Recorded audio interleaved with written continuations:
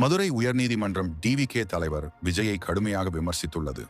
அவரும் கட்சியின் மற்ற தலைவர்களும் சம்பவத்துக்கு பிறகு தளத்தை விட்டு ஓடிவிட்டனர் என்றும் எந்த ஒரு வருத்தத்தையும் தெரிவிக்கவில்லை என்றும் நீதிமன்றம் கூறியுள்ளது.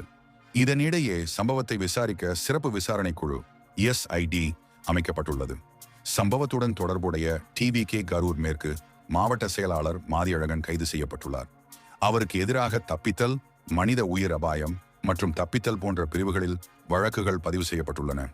தமிழ்நாடு முதல்வர் மு.க.ஸ்டாலின் சம்பவத்திற்கு பிறகு அரசியல் குற்றச்சாட்டுகளை தவிர்த்து பொதுக்கூட்டங்களுக்கான வழிகாட்டி SOP உருவாக்கும் முயற்சியில் ஈடுபட்டுள்ளார். இந்த SOP தமிழ்நாட்டில் மட்டுமல்லாமல் இந்தியாவின் பிற மாநிலங்களுக்கும் மாதிரியாக அமையும் என்று அவர் தெரிவித்துள்ளார். மதியழகன் கைது செய்யப்பட்டதை தொடர்ந்து டிவிகே தலைவர் விஜயின் மீது கைது நடவடிக்கை எடுக்கப்படுமா என்ற கேள்வி எழுந்துள்ளது. தமிழ்நாடு அமைச்சர் துரைமுருகன் குறிப்பிட்ட ஆதாரங்கள் இல்லாமல் விஜயை கைது செய்ய முடியாது என்று தெரிவித்துள்ளார். தேசிய அட்டவணை சாதி ஆணைய NCSC தலைவர் கிஷோர் மக்வானா கரூரில் குடும்பங்களை சந்தித்து சம்பவத்தில் பாதிக்கப்பட்டவர்களுக்கு அரசு வேலை வழங்க வேண்டும் என்று கோரிக்கை விடுத்துள்ளார்.